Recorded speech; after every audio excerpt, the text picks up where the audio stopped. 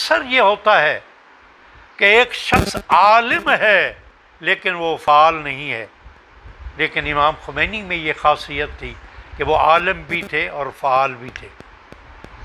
پھر یہ ہوتا ہے کہ وہ عالم بھی ہے، فعال بھی ہے، پھر ایک ایسا مرحلہ ہوتا ہے کہ وہ عالم بھی ہے، فعال بھی ہے، لیکن ذی فہم و ذی فکر اتنا نہیں ہے کہ جتنا اسے ہونا چاہیے تھا۔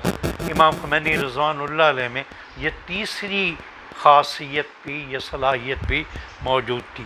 پھر یہ ہوتا ہے کہ ایک شخص عالم بھی ہے، فعال بھی ہے، ذی فہم بھی ہے، لیکن وہ صاحب مرد میدان اور صاحب شمشیر نہیں ہے۔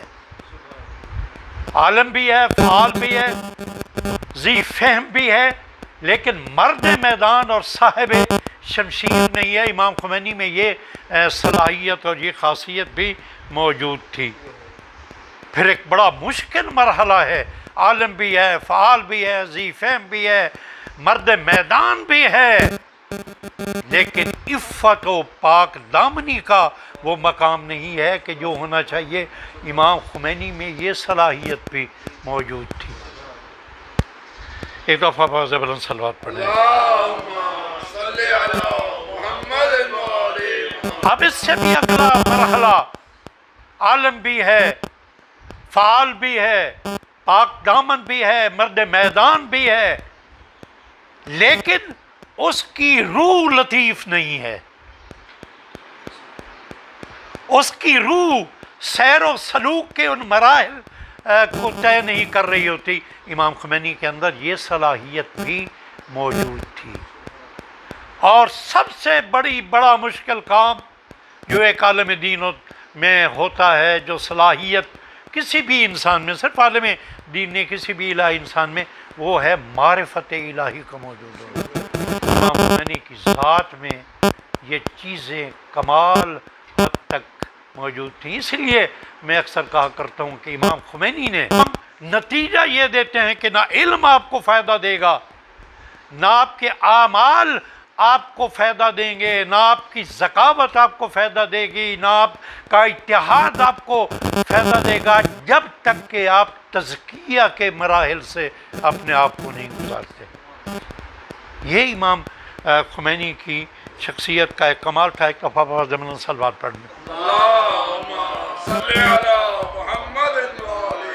اس کا ایک چھوٹا سا واقعہ میرے ذہن میں آ رہا ہے کہ جب آپ پیرس میں تھے اور آپ کے سامنے آپ کے دسترخوان پہ گوشت پکا ہوا ظاہر رکھا گیا، امام حیران ہوئے۔ لگتا ہے اس سے پہلے وہاں سبزیاں، وہ چیزیں، ظاہر ذبیحہ کا مسئلہ تھا۔ امام نے فرمایا کہ یہ گوشت کہاں سے آ گیا؟ تو انہوں نے وضاحت پیش کی کہ ہم نے خود ایک جانور خرید کے اس کو ذبح کیا ہے، لہذا اس کے ذبیحہ میں کوئی مسئلہ نہیں ہے۔ امام نے کہا کہ مسئلہ ہے، وہ اس لیے کہ اس ملک کے قانون میں یہ چیز شامل ہے کہ آپ اپنے گھر میں ذبیحہ نہیں کر سکتے۔ یہاں مذبح خانے بنے ہوئے ہیں جہاں پہ آپ نے ذبح کرنا ہوتا ہے، لہذا آپ نے اس ملک کے دستور کے خلاف یہ کام کیا، لہذا یہ جو گوشت ہے یہ بھی کھانے کے قابل نہیں ہے۔ جو شخص تزکیہ نفس کے حوالے سے اتنا متوجہ ہو، میں اگر لفظ بدل کے یہ کہوں کہ جو شخص اللہ کی جانب اتنا متوجہ ہو تو اللہ اس کی جانب متوجہ کیوں نہیں ہوگا؟ اور یہی کمال ہے امام خمینی کی سیرت کا۔ ایک دفعہ زمین صلوات پڑھیں۔ مجھے وقت کا اشارہ کر دیجئے گا، ایک دفعہ پھر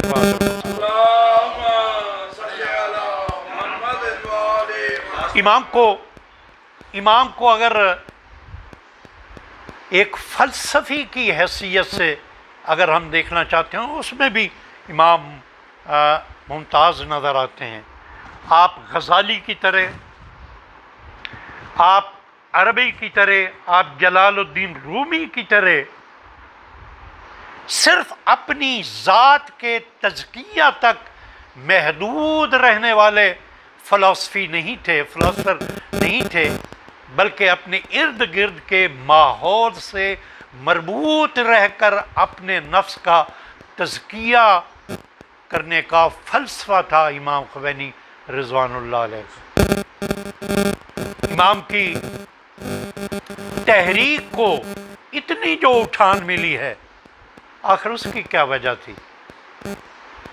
اس کی وجہ، سب سے بڑی وجہ معرفت الہی۔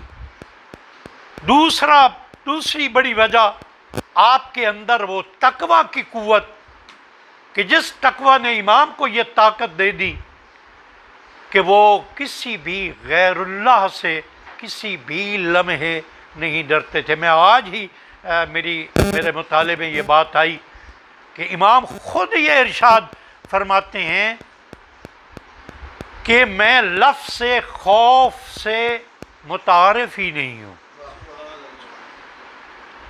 دوسرے لفظوں میں امام یہ کہنا چاہتے ہیں کہ میری ڈکشنری میں خوف کا لفظ ہی موجود نہیں ہے۔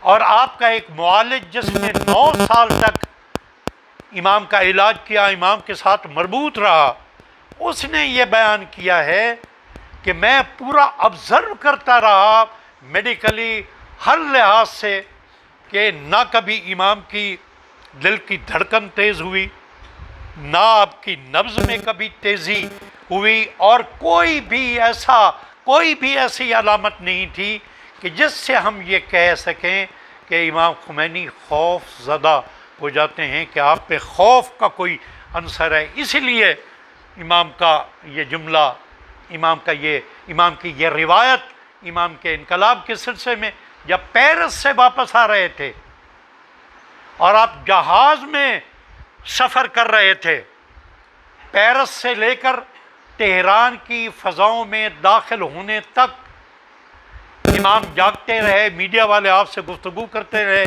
لیکن بالکل اس لمحے کہ جب جہاز نے لینڈ کرنا تھا تہران کی ایئرپورٹ پہ اور یہ خطرہ موجود تھا کہ آپ کے جہاز کو کریش نہ کر دیا جائے یا اس کی کریش لینڈنگ نہ ہو، آپ کی گویا زندگی اس وقت خطرے میں تھی، انٹرنیشنل میڈیا نے دیکھا کہ عین اسی وقت امام خمینی جہاز میں سو جاتے ہیں۔ یہ کیا چیز تھی؟